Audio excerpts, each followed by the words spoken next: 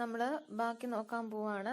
Solenoid ആണ് അടുത്ത പോർഷനായിട്ട് കിടക്കുന്നത്. 38th പേജിലാണ്. അപ്പൊ നമ്മൾ അത് എന്താണെന്നാണ് നോക്കുന്നത്. Solenoid. A solenoid is an insulated wire bound in A shape of helix. ഒരു ഹെലിക്സിന്റെ ഷേപ്പില് ഇൻസുലേറ്റ് ഒരു വയറ് ചുറ്റിയെടുത്തിരിക്കുന്നതിന്റെ പേരാണ് സോളിനോയിഡ് എന്ന് പറയുന്നത്. Such coiled conductors are used to make use of magnetic effect of electricity. Electricity മൂലം മാഗ്നറ്റിക് ഇഫക്റ്റ് ഉണ്ടാകാൻ വേണ്ടിയിട്ട് ഇങ്ങനത്തെ കണ്ടക്ടേഴ്സ്, ഈ കോയിൽ മാതിരിയുള്ള സോളിനോയിഡ് ആയിട്ടുള്ള കണ്ടക്ടേഴ്സ് നമ്മൾ യൂസ് ചെയ്യാറുണ്ട്. അപ്പം ഫിഗർ 2.8 അതിന്റെ ഒരു പിക്ചർ നമ്മൾ കൊടുത്തിട്ടുണ്ട്. ഒരു സോളിനോയിഡ് എങ്ങനെ ഇരിക്കും എന്നുള്ളത് നോക്കിയാൽ കാണാം. ഹെലിക്കൽ ഷേപ്പ് ആണ്. ഇനി അതിനെപ്പറ്റി നമ്മൾ ഡിസ്കസ് ചെയ്യാണ്. Take a insulated copper wire of length not less than 1 metre and make a solenoid. ചിത്രത്തിൽ കാണിച്ചിരിക്കുന്നത് പോലെ 1 മീറ്റർ നീളത്തിൽ കുറവുള്ള ഒരു കോപ്പർ വയർ എടുത്ത് മുന്നേ കാണിച്ചതുപോലെ സോളിനോയിഡ് രൂപത്തിലാക്കി എടുക്കുക. അതിനുശേഷം ചെയ്യേണ്ടത് count the number of turns it. എത്ര ചുറ്റുകൾ ഉണ്ട് എന്ന് എണ്ണുക. It will act a magnet when current from a cell is passed through it after inserting a soft iron core. അതായത് ഈ കോയിലിലേക്ക് ഒരു സോഫ്റ്റ് അയൺ കോർ ഇൻസേർട്ട് ചെയ്താൽ ഈ കോയിലിലൂടെ കറണ്ട് പാസ് ചെയ്യും. ഇത് കൂടാതെ കറണ്ട് പാസ് ചെയ്യുമ്പോൾ ഇതൊരു മാഗ്നറ്റ് ആയിട്ട് ആക്ട് ചെയ്യും. ഇതാണ് അവർ പറഞ്ഞിരിക്കുന്നത്. With the help of A magnetic compass check the speciality of magnetism it either end of the solenoid. അപ്പൊ ഒരു മാഗ്നറ്റിക് കോമ്പസ് വെച്ചിട്ട് നമുക്ക് ഈ സോളിനോയിഡിനുണ്ടാകുന്ന മാഗ്നറ്റിസത്തിന്റെ എഫക്റ്റ് നോക്കിയാൽ നമുക്ക് കാണാം ഈ കോയിലിന് ഈ മാഗ്നറ്റിനുള്ളതുപോലെ തന്നെ നോർത്തും സൗത്തും പോളുകൾ ഉണ്ടായിരിക്കും. അപ്പം കോമ്പസ് വെച്ച് നോക്കിയാൽ നമുക്കത് കാണാൻ വേണ്ടിയിട്ട് പറ്റും. അടുത്ത question, what is the change observed in the movement of magnetic needle when the experiment is repeated after removing the soft iron core. അതായത് നമ്മൾ ആ അയൺ കോർ അവിടെ നിന്ന് മാറ്റിയാൽ എന്ത് സംഭവിക്കും എന്നാണ് ചോദ്യം. ആ കോയിലിൽ നിന്ന് എടുത്ത് മാറ്റിയാൽ അവിടെ ഉണ്ടാകുന്നത് ആ മാഗ്നറ്റിസം ഡിസപ്പിയർ ആവും. അയൺ കോർ വെച്ച് കഴിയുമ്പോഴാണ് നമുക്ക് മാഗ്നറ്റിസം കിട്ടുന്നത്. അത് മാറ്റി കഴിയുമ്പോഴാണ് മാഗ്നറ്റിസം കാണാണ്ട് പോകുന്നത്. From the movement of the magnetic needle in the magnetic compass, find out the polarity of the solenoid and mark them. Magnetic needle ഇതിന്റെ നമ്മൾ കോമ്പസ് വെച്ച് കഴിയുമ്പോൾ മാഗ്നറ്റിക് നീഡിലിന്റെ മൂവ്മെന്റ് അനുസരിച്ചിട്ട് ഇതിന്റെ പൊളാരിറ്റി, ഒരു കോയിൽ ഞാൻ പറഞ്ഞായിരുന്നു, ഈ സോളിനോയിഡ് ശരിക്കും മാഗ്നറ്റ് പോലെ നോർത്തും സൗത്തും പോളായിട്ട് ആക്ട് ചെയ്യും അയൺ കോർ വെച്ച് കഴിയുമ്പോൾ. അപ്പൊ മാഗ്നറ്റിക് നീഡിൽ വെച്ചിട്ട് നമുക്ക് അതിന്റെ പോൾസ് മാർക്ക് ചെയ്യാന്നാ പറഞ്ഞിരിക്കുന്നത്. കാരണം എങ്ങോട്ടാണ് ലൈൻസ് പോകുന്നതെന്ന് വെച്ചിട്ട് മാർക്ക് ചെയ്യാം എന്നാണ് അവർ പറഞ്ഞിരിക്കുന്നത്. അടുത്ത question, hold a current carrying solenoid with 1 end facing you, note the direction of the current at that end. ഇനി പറഞ്ഞിരിക്കുന്ന കറണ്ട് ക്യാരി ചെയ്യുന്ന ഒരു സോളിനോയിഡ് നിങ്ങളുടെ മുഖത്തിന് ഫേസ് ചെയ്ത് പിടിക്കുക. ഒരു എൻഡ് നിങ്ങളുടെ മുഖത്തിന് ഫേസ് ചെയ്ത് പിടിക്കുക. അതിന്റെ ഡയറക്ഷൻ എങ്ങോട്ടാണെന്ന് നോക്കുക. ക്ലോക്ക് വൈസ് ആണോ ആന്റി ക്ലോക്ക് വൈസ് ആണോ എന്ന് നോക്കുക. അപ്പം നോക്കുമ്പോൾ അതിന്റെ അടുത്ത ഞാൻ പറയാം, ഇതിന്റെ പിക്ചറിനോട് ചേർന്ന്, ഈ എഴുത്തിനോട് ചേർന്ന് തന്നെ ഫിഗർ 2.8 ഉണ്ട്. അതിൽ നോക്കിയാൽ നമുക്ക് കാണാം സൗത്ത് പോളില് കറണ്ടിന്റെ ഡയറക്ഷൻ എന്ന് പറയുന്നത് ക്ലോക്ക് വൈസ് ഡയറക്ഷൻ ആയിരിക്കും. നോർത്ത് പോളില് കറണ്ടിന്റെ direction anti clock vice direction ആയിരിക്കും. അതാണ് അവിടെ കാണിച്ചിരിക്കുന്നത്. അപ്പോൾ അതാണ് find the relationship between the direction of current and polarity. ആ ക്വസ്റ്റിന്റെ ആൻസർ അതാണ്. ക്ലോക്ക് വൈസ് ഡയറക്ഷൻ ആയിരിക്കും സൗത്തില്, ആന്റി ക്ലോക്ക് വൈസ് ഡയറക്ഷൻ ആയിരിക്കും നോർത്തില്. ഇനി the end of the solenoid at which the current flows in the clock vice direction will be south pole and end of the which current flows in the anti clock vice direction will be the north pole. അത് just ഒന്ന് ഓർത്തിരുന്നാൽ മതി. ഞാൻ മുന്നേ പറഞ്ഞ അതേ കാര്യം തന്നെയാണ്.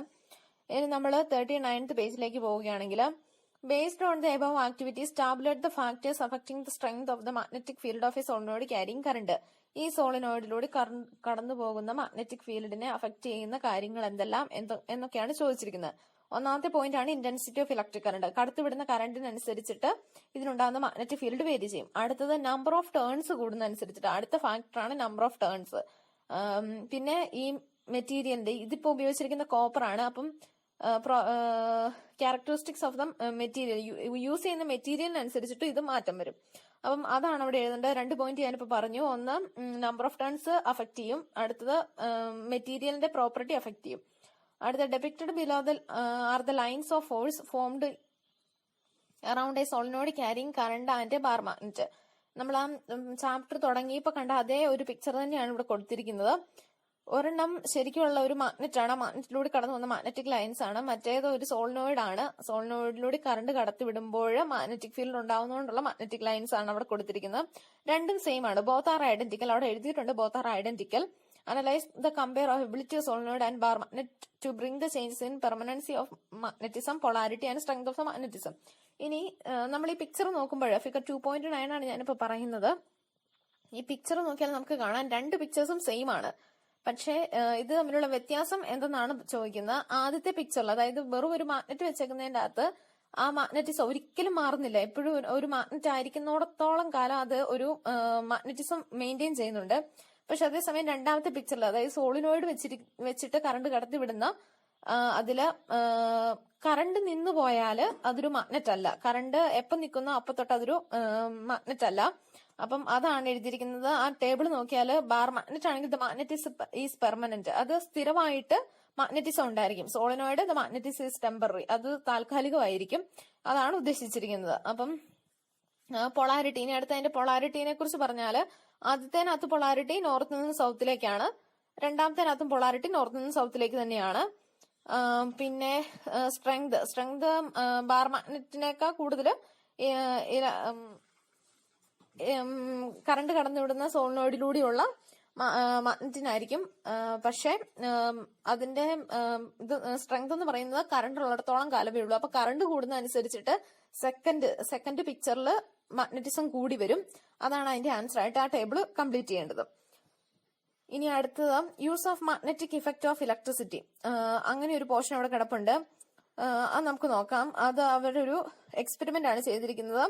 ഒരു copper wire suspended between two pole pieces of a U shaped magnet. ഒരു യു ഷേപ്ഡ് മാഗ്നറ്റിനും നോർത്ത് സൗത്തും പോൾ ഉണ്ട്. അതിനിടയ്ക്കായിട്ട് ഒരു കോപ്പർ വയർ ബ്രിങ് ചെയ്തിരിക്കുന്നു. Using thin conductors in such a way that the wire is perpendicular. ഇനി magnetic ഫീൽഡിന് perpendicular ആയിട്ടാണ് ഈ വയർ പിടിപ്പിച്ചിരിക്കുന്നത്. ഇനി ഇതിനെ ഫ്രീ ആയിട്ട് ഓസിലേറ്റ് ചെയ്യാൻ വേണ്ടിയിട്ട് അനുവദിക്കുന്നു. ഇനി ചോദിച്ചിരിക്കുന്നത് does the conductor move the circuit is switched on. അതായത് സ്വിച്ച് ഓൺ ആക്കി കഴിയുമ്പോൾ കണ്ടക്ടർ മൂവ് ചെയ്യുവോ എന്നാണ് ചോദ്യം. എ ബി എന്ന് പറയുന്ന കണ്ടക്ടറാണ്. കണ്ടക്ടർ മൂവ് ചെയ്യുവോ എന്നാണ് ചോദ്യം. ഉറപ്പായിട്ടും മൂവ് ചെയ്യും. കാരണം മാഗ്നറ്റിക് ഫീൽഡ് അഫക്ട് ചെയ്യുന്നതുകൊണ്ട് ആ സാധനം എ ബി എന്ന് പറയുന്നത് എന്തായാലും ഡിഫ്ലക്ട് ചെയ്യാൻ ചാൻസ് ഉണ്ട്. അപ്പം ഇനി കറണ്ടിന്റെ ഡയറക്ഷൻ മാറ്റി കൊടുക്കുകയാണ്. അപ്പൊ അത് ഓപ്പോസിറ്റ് സൈഡിലേക്ക് ഡിഫ്ലക്ട് ചെയ്യും. ഇനി മാഗ്നറ്റിക് പോൾസ് ചേഞ്ച് ചെയ്ത് നോക്കി, അന്നേരം ഓപ്പോസിറ്റ് സൈഡിലേക്ക് ആയിരിക്കും ഡിഫ്ലക്ട് ചെയ്യുക. അപ്പൊ എന്തൊക്കെയാണ് ഒരു കണ്ടക്ടറിന്റെ മോഷനെ ഡിപ്പെൻഡ് ചെയ്യുന്നത് എന്നാണ് ചോദ്യം. അപ്പം നമ്മളിപ്പോ എക്സ്പെരിമെന്റ് ചെയ്തപ്പോ കണ്ടുവന്ന് കറണ്ട് മാറ്റിയപ്പം കണ്ടക്ടർ എ ബി എന്ന് പറയുന്ന കണ്ടക്ടർ ഡിഫ്ലക്ട് ചെയ്തു. പിന്നെ മാഗ്നറ്റിക് പോൾസ് വേരി ചെയ്തപ്പം ഒന്ന് ഡിഫ്ലക്ട് ചെയ്തു. ഇത്രയും നമ്മൾ കണ്ടു. അപ്പം അതാണ് അവിടെ കൊടുത്തിരിക്കുന്നത്. What are the factors influence direction of motion of the conductor. Direction of motion of കണ്ടക്ടറിനെ ഡിപ്പെൻഡ് ചെയ്യുന്നത് എന്തൊക്കെയാണ്? ഒന്ന് ഡയറക്ഷൻ ഓഫ് കറണ്ടിന്റെ ഡയറക്ഷനും, രണ്ടാമത്തേത് മാഗ്നറ്റിക് ഫീൽഡിന്റെ ഡയറക്ഷനും. അത് തന്നെയാണ് നമ്മൾ മുകളിലും കണ്ടത്. അപ്പൊ അത് തന്നെയാണ് വീണ്ടും എഴുതിയിരിക്കുന്നത്.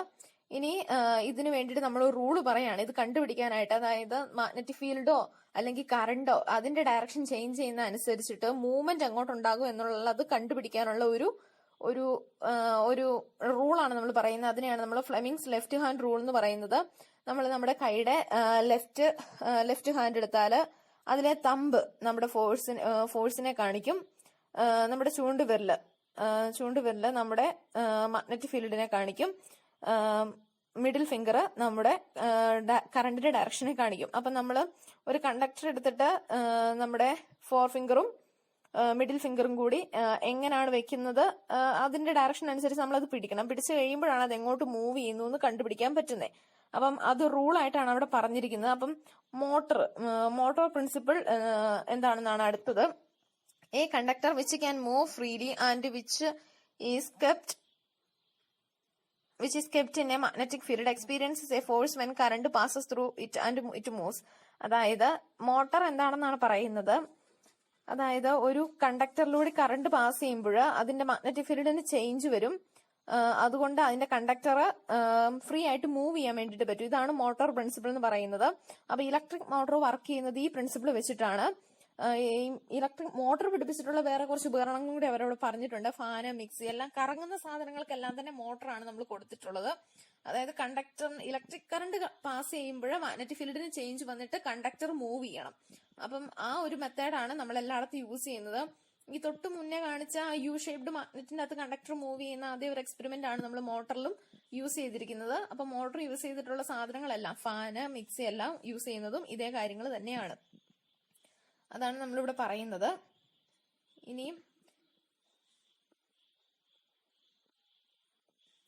ഇനി നമുക്ക് പഠിക്കാനുള്ളത് ഇലക്ട്രിക് മോട്ടറിനെ പറ്റിയാണ്.